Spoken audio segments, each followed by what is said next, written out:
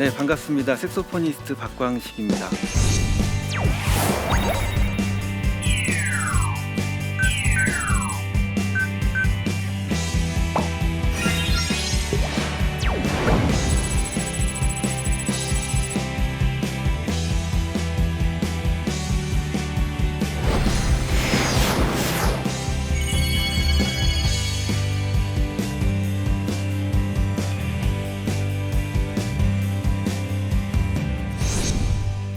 이 시대의 크리스천의 가장 강력한 무기에 대해서 오늘 이야기 나누려고 해요.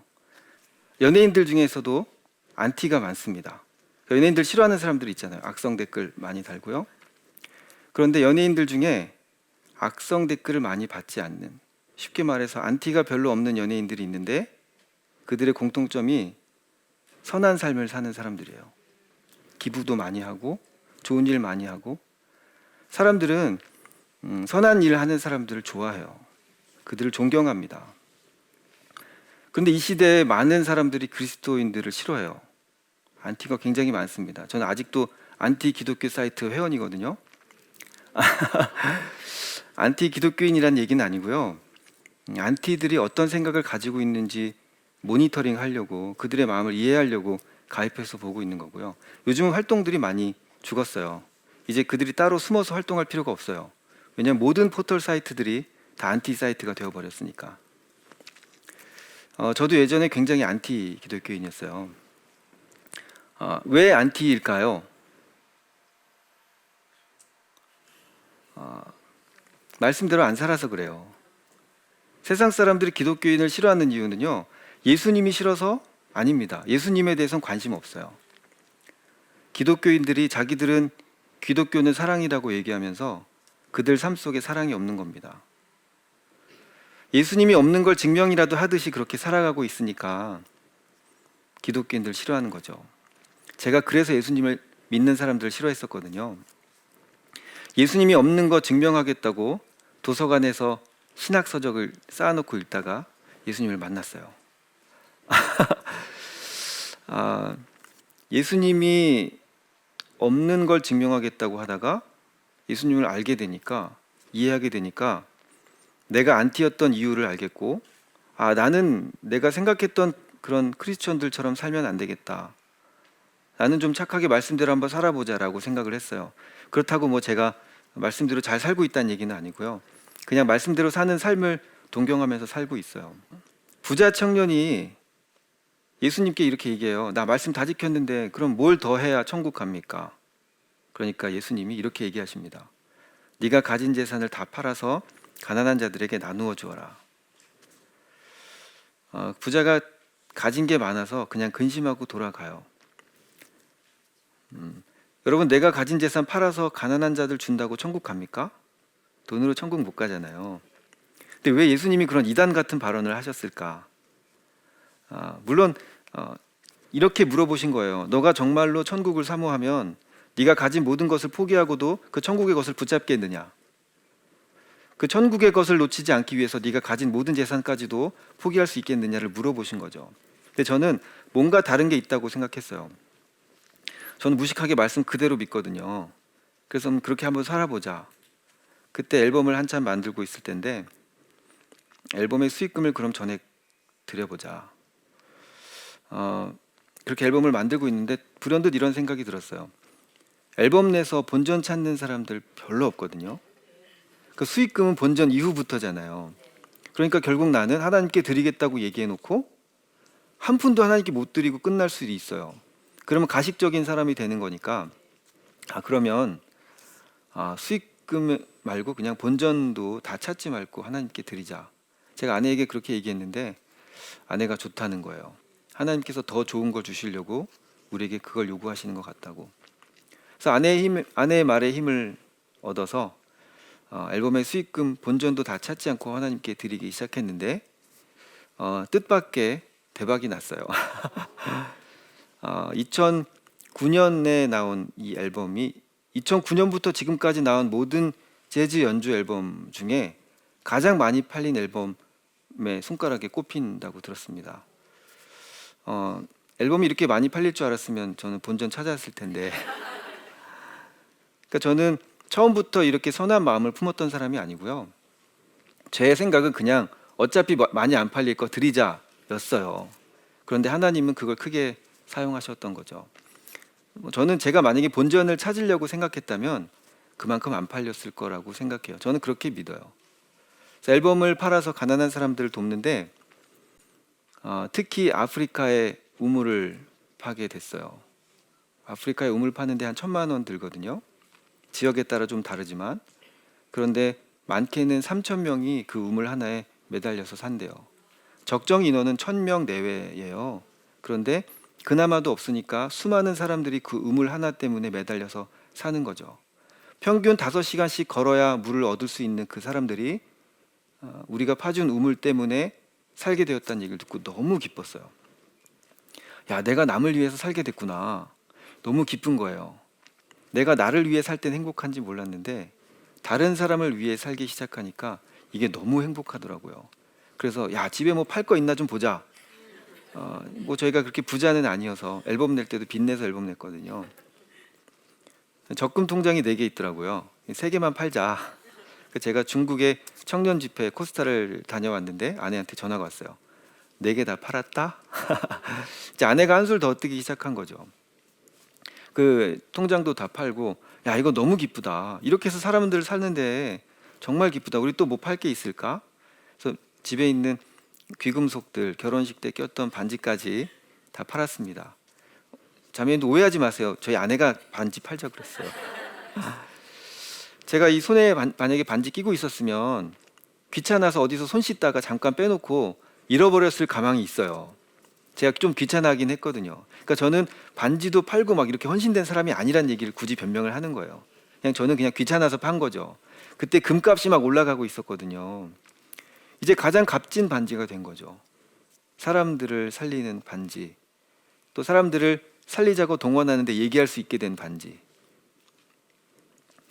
3년 전인가요? 저희 아내하고 같이 아프리카 들어가기 위해서 보험도 팔았습니다. 보험을 많이 가입했더라고요. 역시나 제가 또 헌신된 사람이 아니라는 변명을 좀 해야 되겠는데, 이거 보험 뭐 타먹겠냐? 뭐 일 터져야 타먹을 텐데 그냥 팔자라고 해서, 사실은 만기 한 달 남은 보험도 있었는데, 지금 당장 죽어가는 사람은 오늘 살려야 되잖아요. 한 달 더 있다가 더 많은 사람을 살릴 수는 있지만 지금 죽어가는 사람은 누군가 오늘 살려야 되니까, 그래, 그까짓 거 그냥 오늘 팔자. 그리고 아프리카 들어가서 오지 마을을 방문해서 우물 파는 현장도 방문하고 또 아프리카의 대학생들을 돕는 그 일들을 하곤 했습니다. 그동안 잊고 살았는데 내가 남을 위해 사는 게 얼마나 행복한지 깨닫게 되었고, 부자 청년 이야기가 다시 떠올랐어요. 아, 내가 이 땅을 사는데, 이 땅에 사는데 천국을 사는 기쁨이 있구나. 천국이 나의 삶에 임하는구나. 저는요, 지금도 제가 세상에서 가장 행복하다고 얘기해요. 저보다 더 행복하다고 얘기하는 사람 한 명 봤어요. 제 아내. 내가 나를 위해 살 땐 행복한지 몰랐는데 하나님께서 맡기신 다른 사람들을 위해 사니까 행복하더라고요. 그게 우리의 가치잖아요. 내가 무언가 더 좋은 집, 더 좋은 차는 그 돈만큼의 가치가 있는데 가치로 환산할 수 없는 사람을 위해 사니까요. 이게 엄청난 거죠. 우리의 가치는 예수님짜리라고 하잖아요. 예수님이 우리를 위해 죽으셨으니까, 그 피값으로 죽으셨으니까, 그만큼의 가치를 가진 사람들 위해 사니까 단돈 몇 푼 안 되는 그런 집, 차 따위에 마음을 두고 사는 것보다 얼마나 귀하고 가치 있는 일이겠습니까? 제가 안티 기독교인으로 살았던 것은 하나님께서 저를 그렇게 내버려 두셨던 게 아니라 안티 기독교인의 삶을 경험케 하신 거예요. 그들의 생각이 어떤지 한번 알게 하신 거고요. 그래서 저는 음악을 통해서 안티 기독교인들에게 쉽게 접근합니다. 제가 안티였기 때문에 거리에서 무례해 보이게 복음 전하는 것에 대한 상처가 있을 수 있다는 것을 제가 알거든요. 그러니까 저는 좀 다른 방법으로 접근하게 된 거죠. 이 음악은요, 세계 공통어잖아요. 만국 공통어잖아요. 특히나 노래가 아니고 저는 연주기 때문에 더구나 가사가 안 들려요. 그래서 사람들이 다 알아듣는 거죠. 제가 인도네시아어로 연주를 하고 제가 독일어로 연주하고 사람들이 다 알아들어요. 그래서 제가 영어가 안 느나 봐요. 사람들이 다 알아들으니까. 각 여러 지역을 다니면서 음악을 연주하면 사람들이 다 좋아해요. 그러니까 제가 이 음악을 통해서 사람들에게 복음을 전하는데 제가 콘서트 때 간증을 하기도 합니다.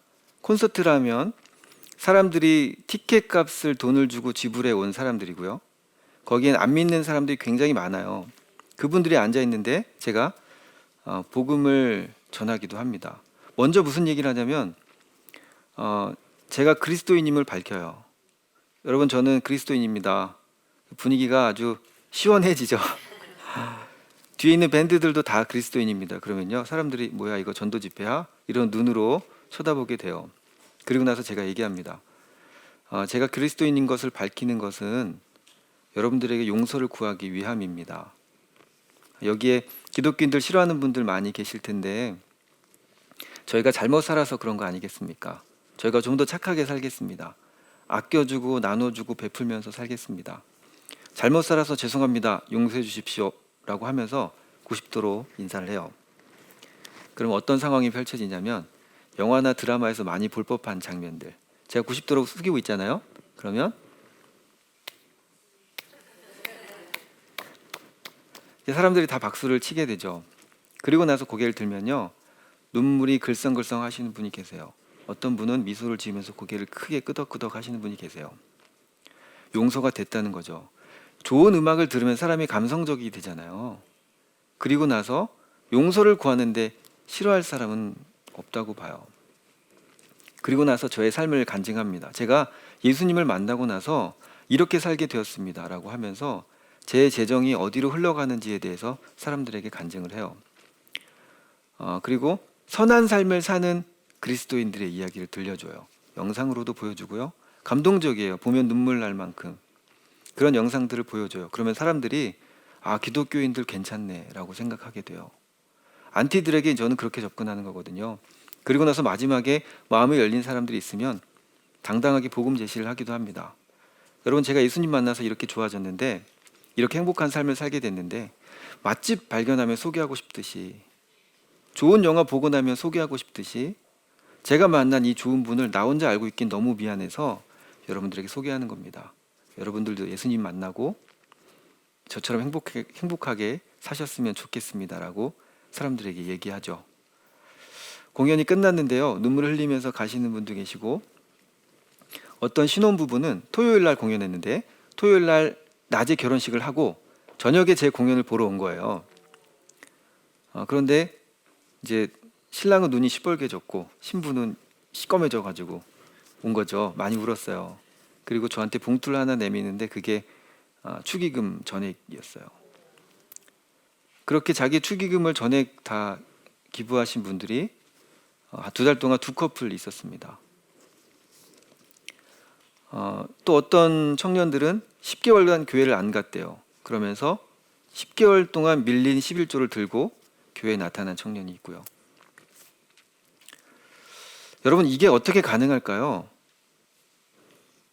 말씀대로 사는 사람들에게 힘이 있습니다. 이 시대 우리 기독교인들이 나아가야 할 방향이 이 말씀입니다. 내가 내 삶의 가치로, 내 기준으로 그 길을 정하고 갈 것이 아니고요. 우리가 나아가야 될 방향은 성경에 써 있습니다. 말씀대로 사는 사람들에게 가장 큰 영향력이 있습니다. 심지어 안티들조차도 말씀대로 사는 사람들을 싫어하지 않습니다. 오히려 존경합니다. 세상의 아티스트로, 세상의 연주자로 잘 나갈 수 있음에도 불구하고 제가 복음을 전하는 연주자로 서게 된 것에 대해서 조금의 후회도 없습니다. 저는 이게 가장 가치 있는 일이라 생각하거든요. 마태복음 13장 44절 말씀, 여러분 아시는 얘기예요. 밭의 보화를 발견한 한 농부가 그것을 숨겨두고 그 밭을 사기 위해서 모든 것을 다 팔아요. 자기의 모든 소유를 다 내어놓습니다. 그리고 그 밭을 사고서 심히 기뻐한다는 얘기가 있어요. 여러분의 가장 귀한 가치가 무엇입니까? 만약 예수님이란 그 가치를 발견했다면 나의 모든 소유를 팔고 나의 모든 시간을 들여서 주님께 달려나가는 게 맞지 않겠습니까? 한번 생각해 보세요. 만약에 그 뒷동산에 뭐 원유가 터졌다. 나만 알고 있어요.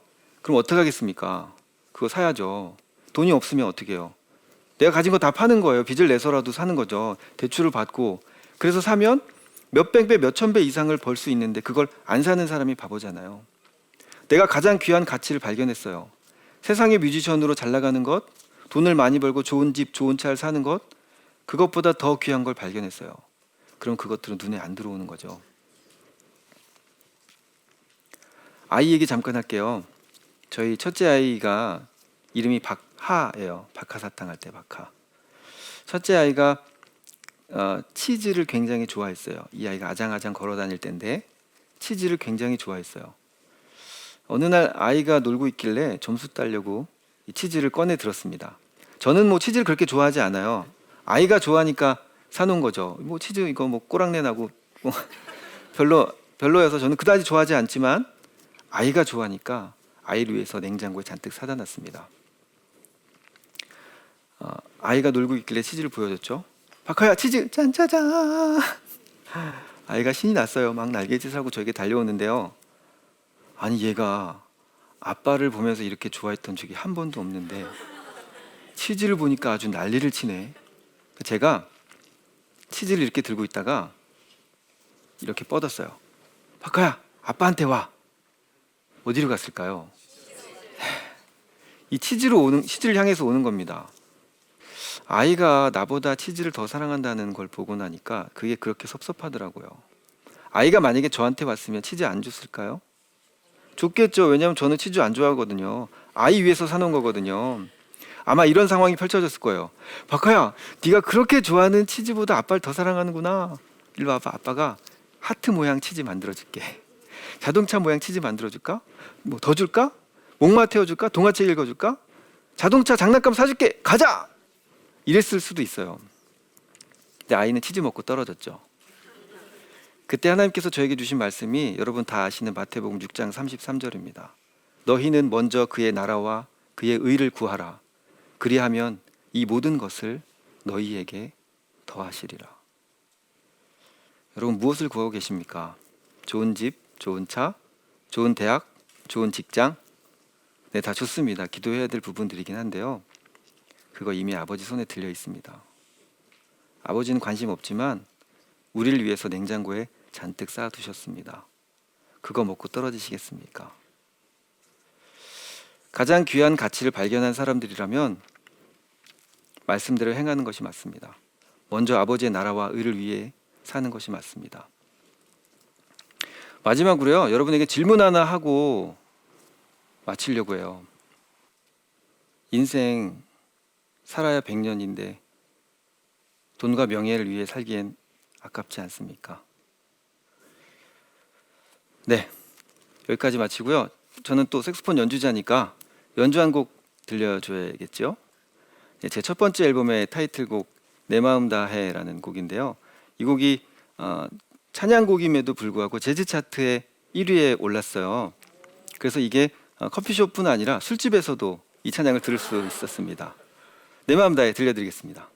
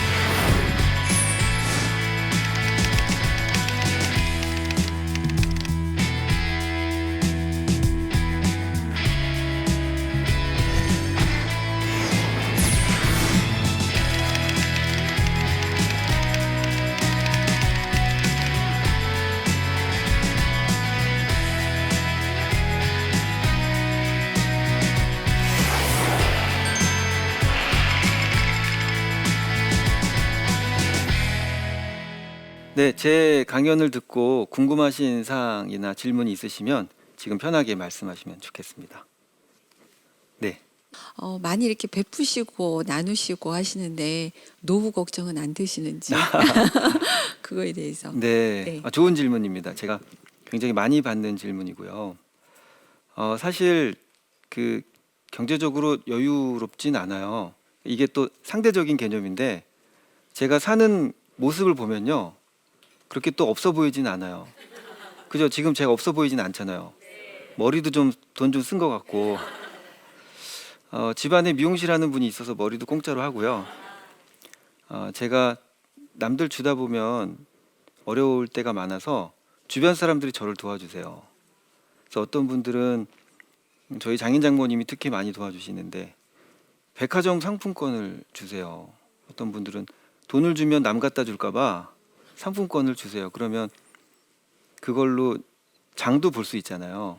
옷도 살 수 있지만 제가 또 아까워서 옷 못 사거든요. 그럼 사람들이 모니터링을 하는 분들이 있어요. 그 영상 채널 유튜브 뭐 이런 사이트들 보니까 맨날 똑같은 옷 입고 나오시던데 무대 서는 사람이니까 제발 옷 좀 사 입으라고 하면서 이제 돈을 주세요. 옷 사 입으라고. 그러면 안 사 입을 수 없어요. 왜냐면 또 똑같은 옷 입고 나오면 이분 돈을 다른 데 쓴 것처럼 되니까. 그렇게 채워주시고요. 차도 저번 차는 그냥 하나님이 주셨고요. 지금 차도 사람 꽤 많이 탈 수 있는 그런 차인데 지금 차도 1,000만 원을 도와주셨어요. 그러니까 하나님이 늘 채워주시는 걸 경험합니다. 기적 같은 일들이 있어요. 제가 다 나눌 수는 없지만 지금 살고 있는 집도 뭐 전월세 같은 개념인데 남들이 살고 있는 거에 한 3분의 1 정도 금액에 살고 있어요. 남들 전세가 막 5천만 원씩 오를 때 저희는 200만 원, 300만 원씩 오르고 있습니다. 그래서 그렇게 많은 환경들 통해서 저에게 부어주시고 채워주셔서 감사하게 살고 있어요.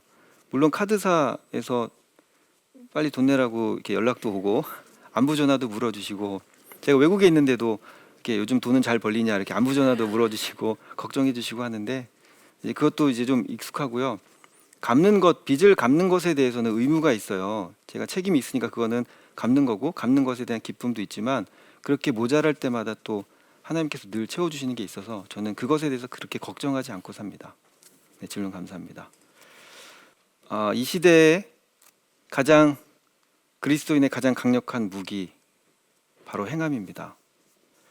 말씀대로 행하는 사람들에게 큰 능력이 있습니다.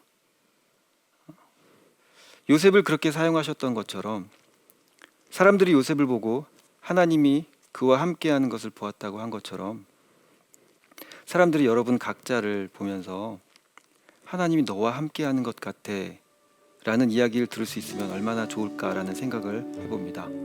네, 오늘 강연 마치겠습니다. 감사합니다.